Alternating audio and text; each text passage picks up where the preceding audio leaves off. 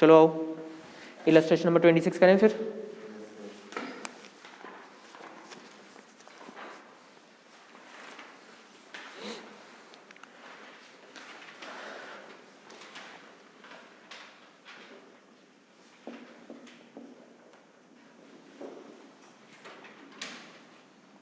ये है मेरा रीवैल्यूएशन अकाउंट।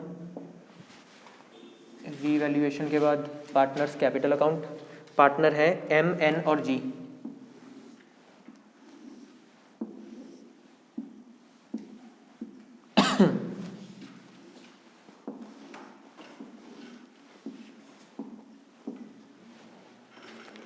और उसके बाद मैं बनाऊंगा अपना कैश अकाउंट।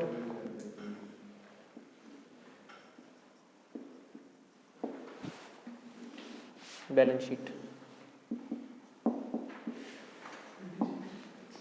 इलस्ट्रेशन 26। हाँ हाँ, अभी मैं एंट्रीज उसके बाद, गुड आफ्टरनून जी, सारी एंट्रीज करवाऊंगा अभी।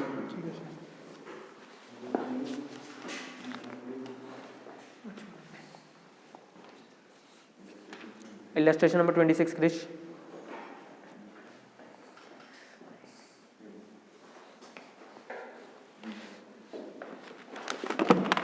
ये मार्कर कहाँ गया?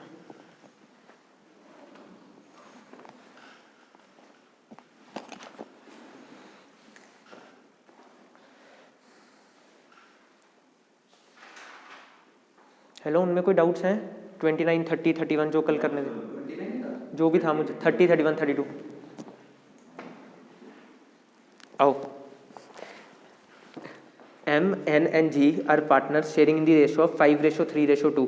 ये पार्टनर्स की ओल्ड रेशो बता दी मेरे को। On 31 March their balance sheet was as follows. Liability side पर देखो, कुछ भी अंडरलाइन करने वाला है? जनरल रिजर्व, बिल्कुल करो अंडरलाइन। एसेट साइड पर देखो, कुछ अंडरलाइन करने वाला है? प्रॉफिट एंड लॉस अकाउंट, और एक प्रोविजन भी आ रही है पहले से, ठीक है। अब सबसे पहले मैं क्वेश्चन को लाइबिलिटी साइड से शुरू करूंगा और अपना इधर पार्टनर कैपिटल से शुरू करूंगा।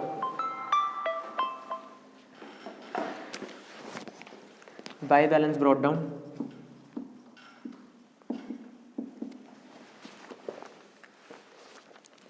₹1.5 लाख, 1,50,000, 1,25,000 और 75,000, ठीक है। और M ratio N ratio G they are partner sharing in the ratio of 5:3:2।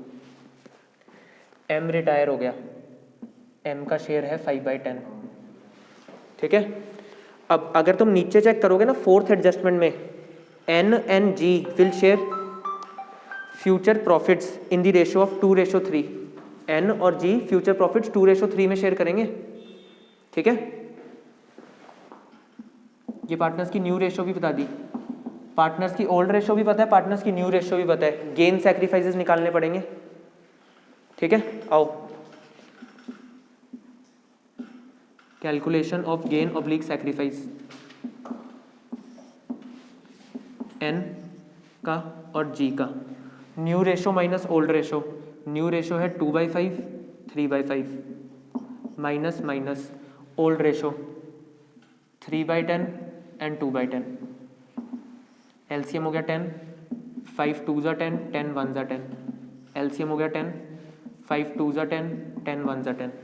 2 2s are 4 minus 3 1s are 3, 3 2s are 6 minus 2 1s are 2, ठीक है।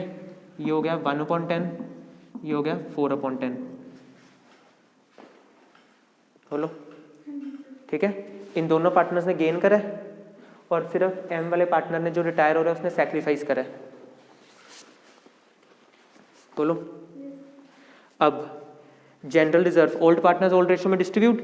अब प्लीज जर्नल एंट्री नहीं पानी, दिमाग से सोचो। जनरल रिजर्व का बैलेंस क्या है?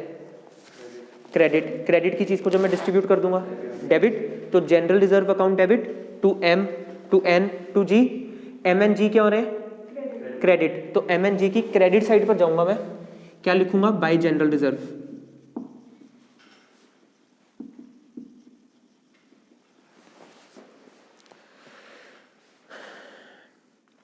$30,000 को 5:3:2, 15,000 और 6,000।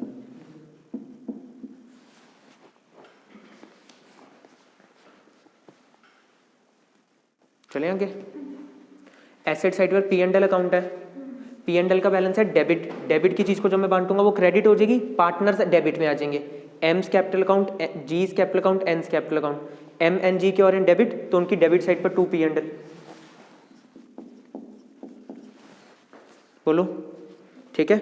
25,000 को 5:3:2, 12,500, 7,500 और मेरे ख्याल से 5,000।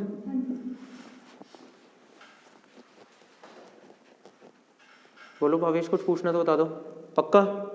चलूँ आगे, रुकूं? कैश का balance, to balance brought down,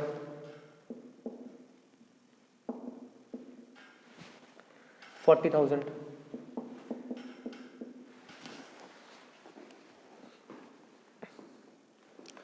अब वो वाले देखो, फिफ्थ एडजस्टमेंट पहले कर लेते हैं। Goodwill of the firm was valued at 3 lakh. Valued goodwill से क्या पानी होती है? Adjustment entry. Gaining to sacrificing, अब गेन किसने करा है? एन और जी ने। तुम्हें कल इसमें डाउट आ रहा था, देख लो। N's capital account debit, G's capital account debit to M's capital account. Valued goodwill है 3 लाख, 3 लाख में इनके फ्रैक्शन लगा दो। एम का फ्रैक्शन है 5/10, 3 लाख पर 5/10, बिल्कुल। एन का फ्रैक्शन है 1/10, 3 लाख का 1/10, 30,000। 3 लाख के ऊपर 4/10, 120, 1,20,000। ठीक है। अब इसकी आराम से लेजर पोस्टिंग देख लो। एन का कैपिटल अकाउंट डेबिट हो रहा है, जी का कैपिटल अकाउंट भी डेबिट हो रहा है, तो पहले ना डॉट्स लगा लिया करो। एन में भी डेबिट, जी में भी डेबिट, मतलब इधर होनी है वैल्यूज। एम का कैपिटल अकाउंट हो रहा है क्रेडिट, एम का क्रेडिट यहाँ पर होना है एंट्री। अब एन और जी डेबिट हो रहे हैं, नाम लिख दो ऑपोजिट वाले का, to M's capital account. N कितने से हो रहा है? 30,000 से। जी कितने से हो रहा है? 1,20,000 से। अब एम क्रेडिट हो रहा है, नाम लिख दो ऑपोजिट वाले का, by N by G, total 1,50,000।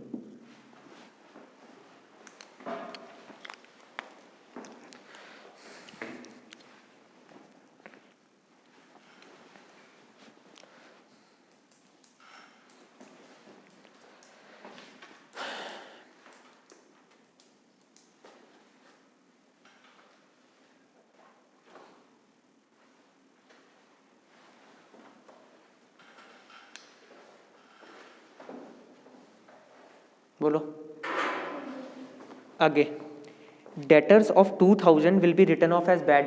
ये समझ लो दोबारा से, डेटर्स 2,000 के बैड होने हैं। आपके पास ऑलरेडी प्रोविजन है, देखो 5,000 की प्रोविजन है ऑलरेडी आपके पास, उसमें से 2,000 के यूज कर सकते हो ना, तो कोई मेरा लॉस नहीं हुआ क्योंकि पहले से मैंने प्रोविजन बना रखी थी। बट डेटर्स में से माइनस जरूर होएगा, ठीक है। तो पहले करो डेटर्स में से माइनस।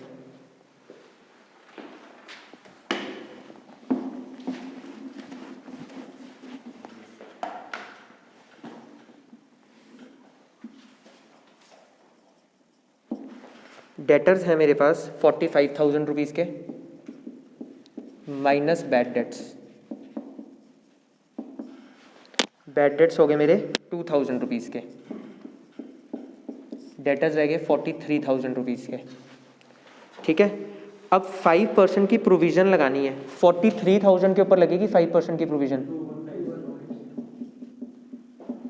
2,150। इतने की प्रोविज़न रखनी है, बट मेरे पास प्रोविज़न ऑलरेडी 3,000 की पड़ी थी।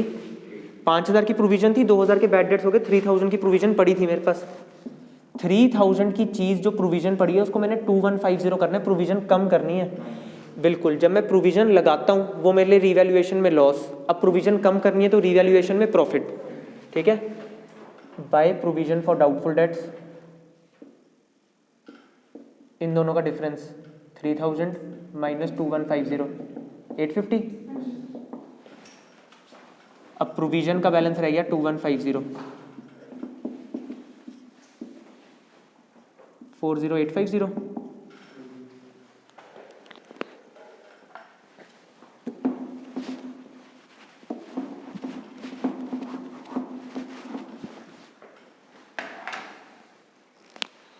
बोलो चले आगे।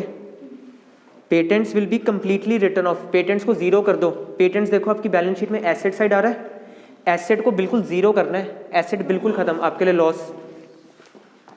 2 पेटेंट्स 30,000 रुपीज़ के, और बैलेंस शीट से अब पेटेंट्स खत्म हो जाएंगे।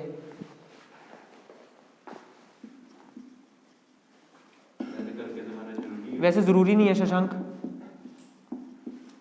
बट कईयों को होता है ना कि 2 इफेक्ट्स कहाँ गए, तो मैं करके दिखा देता हूँ ऐसी। आ जाओ। Stock machinery and building will be depreciated by 5%। To stock, balance sheet में स्टॉक है 50,000 का, उसके ऊपर 5% की डेप्रिसिएशन 2500 रुपये। 50,000 में से 2500 रुपये की डेप्रिसिएशन लगी, 47,500 का रह गया स्टॉक।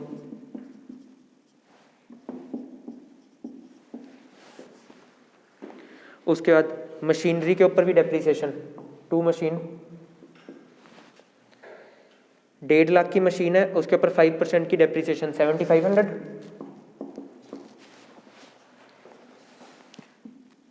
मशीन 1.5 लाख की थी, माइनस 7,500, 142,500।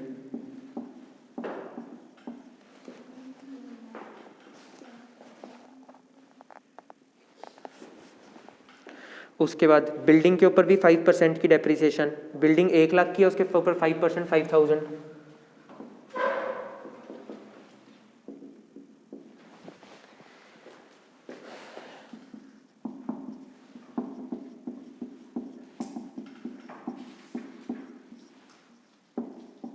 $95,000।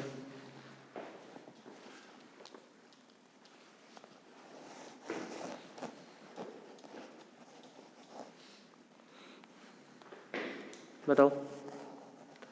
अब उसके बाद unrecorded creditor of 10,000 will be taken into account. एक क्रेडिटर को रिकॉर्ड करना है, आपके लिए लॉस, आपके लिए प्रॉफिट, लॉस और साथ साथ लाइबिलिटी भी, ठीक है। 2 क्रेडिटर 10,000 रुपीज़ का, बैलेंस शीट में क्रेडिटर्स हैं हमारे पास 55 के, 10,000 से और आ जाएंगे।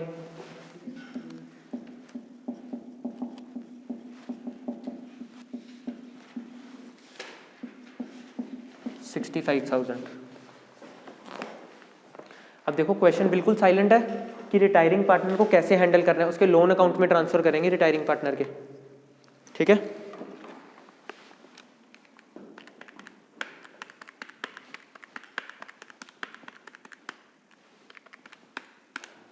$54,150 का लॉस,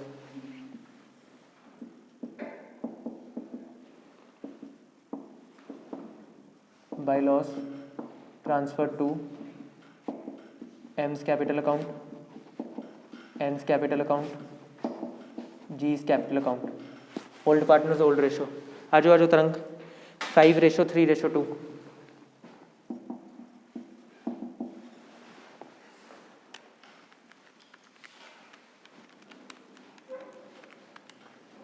$27,075,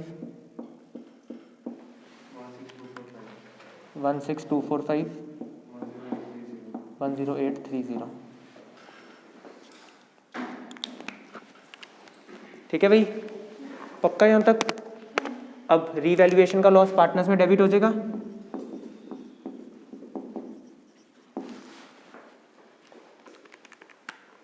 अच्छा, 27,075, 16,245 एंड 10830। जो एम का है वो तो लोन अकाउंट में ट्रांसफर करूंगा क्योंकि क्वेश्चन साइलेंट है, और एन और जी का कैरी डाउन।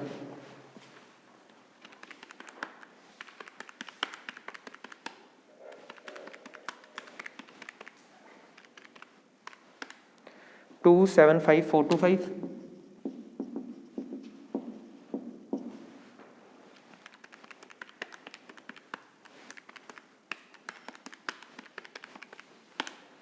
$80255,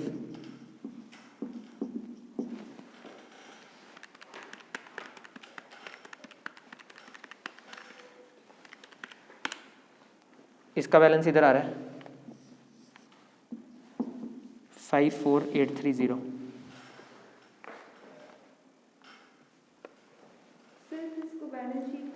एसेट साइड पर।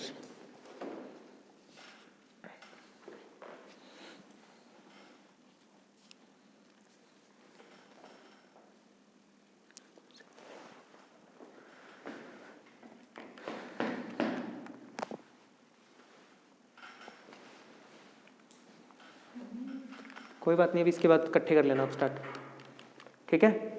एम का जो बैलेंस आया उसको लिखोगे 2 M's लोन, और जो बाकियों के बैलेंस आए हैं वो 2 बैलेंस कैरिड डाउन। एम का लोन लिखोगे बैलेंस शीट की लाइबिलिटी साइड पर भी 275,425, और एन्स कैपिटल भी लाइबिलिटी साइड 80,255। जो जी की कैपिटल आई है वो एसेट साइड आ जाएगी बैलेंस शीट में, by balance carry down. Shashank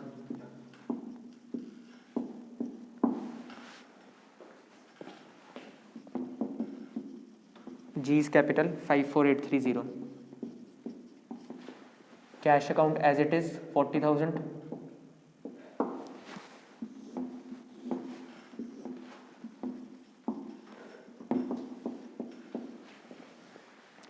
बाकी सारे assets liabilities as it is. Creditors हो गया, जनरल रिजर्व डिस्ट्रीब्यूट हो गया, कैपिटल में लिख चुका हूँ, कैश हो गया, डेटर्स हो गया, स्टॉक हो गया, मशीनरी हो गया, पेटेंट्स हो गया, बिल्डिंग हो गया, सब हो गया, है ना।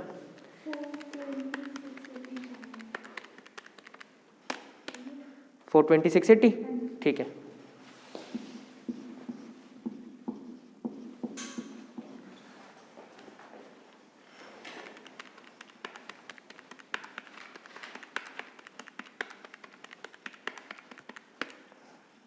फोर 2680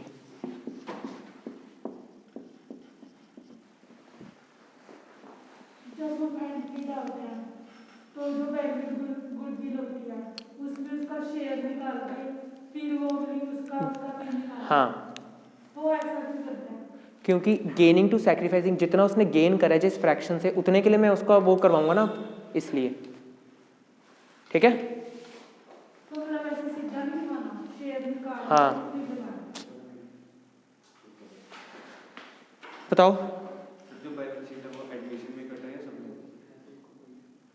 यार ऑनेस्टली बताऊं, सिर्फ एडमिशन में लिख दिया उसने कि no balance sheet will be asked, ऐसे सिर्फ एडमिशन के टॉपिक में, और रिटायरमेंट में स्पेसिफिकली उसने लिखा लोन अकाउंट नहीं आएगा, और काफ़ी स्कूल में ये बोल रहे हैं कि बैलेंस शीट सब में कट गई हैं। तो ये मैं तुम लोगों को करवा रहा हूँ, ये सबसे ज़्यादा डाइसी क्वेश्चन है क्योंकि हर चैप्टर में नहीं उसने स्पेसिफाई करा। अब एडजस्टमेंट ऑफ कैपिटल काट दिया, लेकिन उसमें भी एडजस्टमेंट ऑफ कैपिटल क्या नाम है, change in profit sharing ratio में, उधर लिखा नहीं change in profit sharing ratio का कटा कि नहीं। जी की कैपिटल एसेट साइड पे लिखी है, इसका मतलब है जी ने हमको पैसे देने, हमने नहीं देने उसको पैसे।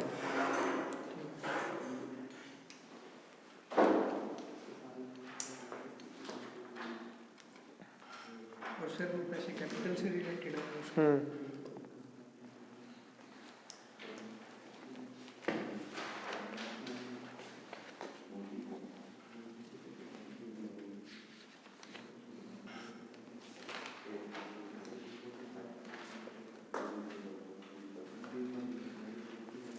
अच्छा सुनो भी, इस क्वेश्चन के बाद ना 1-1.5 पेज छोड़ देना जर्नल एंट्रीज के लिए, इस क्वेश्चन की ही जर्नल एंट्रीज, इस क्वेश्चन की जर्नल एंट्रीज के लिए 1-1.5 पेज छोड़ दो।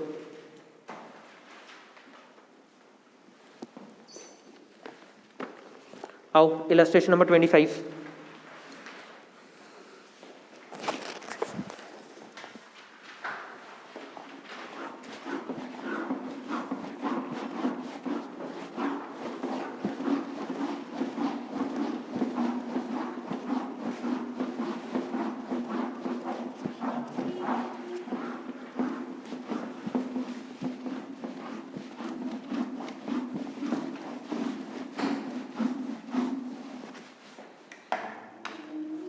आ जाओ, A B C are partner sharing in the ratio of 3:2:1। कौन सी रेशो है? ओल्ड। ठीक है, their balance sheet as at 31 March 2020। एक मिनट, बैलेंस शीट की डेट देखो कौन सी है, 31 मार्च 2020 लिखा है, देखो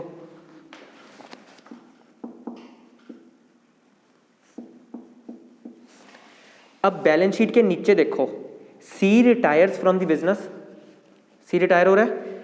it was agreed that the amount due to him will be paid on 30th June 2021। देखो आराम से देखो डेट, इसकी हमने पेमेंट करनी है 30 जून 2021 को।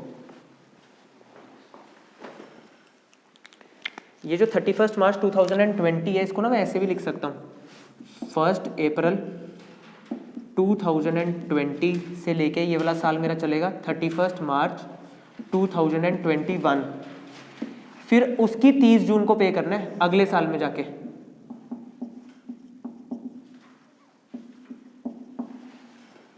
एक साल खत्म होने के अगले साल में जाके पे करना है, मतलब 12, 13, 14, 15 महीने के बाद इसकी पेमेंट करनी है। सर ये चीज़ बताना, जो सर ये जैसे यहाँ पे ये 31 मार्च होता है ऐसे, और सर 1 अप्रैल होता है, सर एक दिन का फर्क पड़ जाता है, तो सर ये कहीं पे लिखा हुआ है कि ये सेम ही माना जाएगा? नहीं, ये पता कैसे होता है, ये जो 31 मार्च होती है, ये होती है 11:59 11:59 59 सेकेंड्स। जैसे ही 1 सेकेंड होएगा वो अगला दिन शुरू हो जाता है।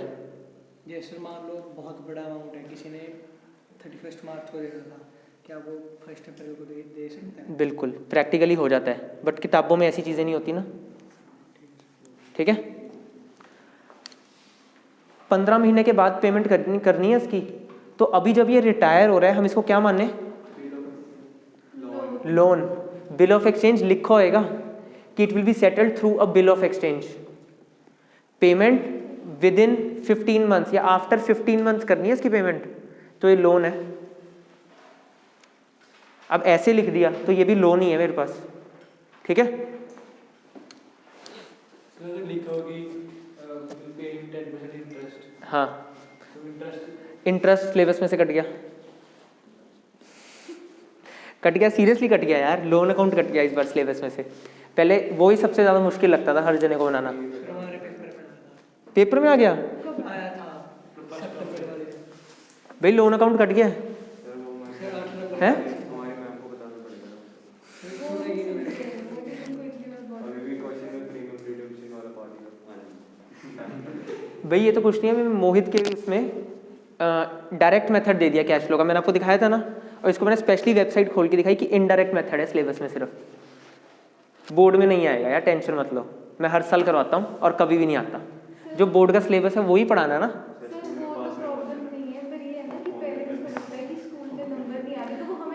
ये हर पेरेंट्स का होता है, ये हर पेरेंट्स का, सच्ची बता रहा हूँ। मैं तो अपने पेरेंट्स का पता क्या करता था, मैं उनको खुद बोलता था, ट्रस्ट मी बोर्ड्स में नंबर आएंगे। सीरियसली बोल रहा हूँ मैं उनको, मैं बोलता हूँ मुझ पर तो विश्वास करो, मैं गलत थोड़ा कर रहा हूँ चीज़। अपने पेरेंट्स को कन्विंस करना सिखाओ, या मेरी बात करवा देना, मैं बता दूंगा उनको।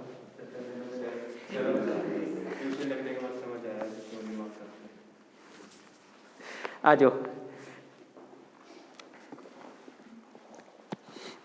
Provide for doubtful dates at the, अब पता है ये सारा सिलेबस बीकॉम में भी है, कैश फ्लो दोबारा से बीकॉम में है, रेशोज दोबारा से बीकॉम में है। उधर किसी डिफरेंट तरीके से भी चीज़ होती है, उधर है ये कैश फ्लो के क्वेश्चन, प्रीमियम ऑन रिडम्पशन, ये सारा डायरेक्ट मेथड। चलो, provide for doubtful dates at the rate of 5% on debtors. Debtors पर प्रोविजन लगानी है, एक तो रिवैल्यूएशन में लॉस और साथ साथ डेटर्स में से माइनस आता है हम लोगों को। Reduce stock by 5% and machinery by 10% आता है ये हमें adjustment. Building is to be revalued at 1,51,000। Building देखो कितने की है, बिल्डिंग देखो 140 की है, 140 की चीज़ 151 की होगी, उनका प्रॉफिट हो गया रीवैल्यूएशन की credit side. Goodwill of the firm will be valued at 1.5 lakh, adjustment entry. A and B will continue to carry on the business and share future and profits losses equally. New ratio बता दी, new and old gaining to sacrificing निकल जाएगी। Prepare journal entries, ये छोड़ो, and prepare revaluation account. Revaluation account का दूसरा नाम होता है P&L एडजस्टमेंट अकाउंट, कर लो सर्कल,